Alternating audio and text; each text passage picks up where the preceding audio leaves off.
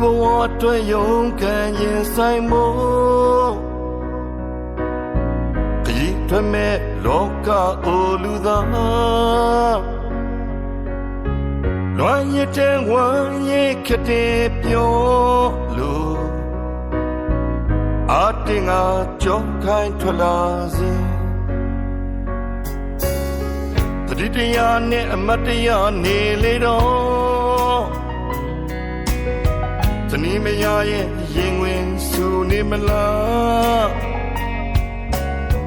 အတင်းကိုခရီးချစကားလမ်းစဉ်မန်ထားတဲ့လမ်းစမဆုံးခင်မှာရင်လေးလေးရင်လေးရောဒီတချင်လေးဆိုသမီးလေးငိုတဲ့ကြောင်းနေတယ်လေရင်လေးလေးရင်လေးရောဒီတချင်လေးဆိုသမီးလေးချော်တဲ့ကြောင်းနေတယ်လေသမီးလေးရဲ့ကြုံဝါငိုတဲ့ငိုကြောင်မီတော့ရင်ဝင်ပူလောင်ကျွမ်းလမ်းတော်ရဲ့လမ်းနဘေးထွက်ကနာစဉ်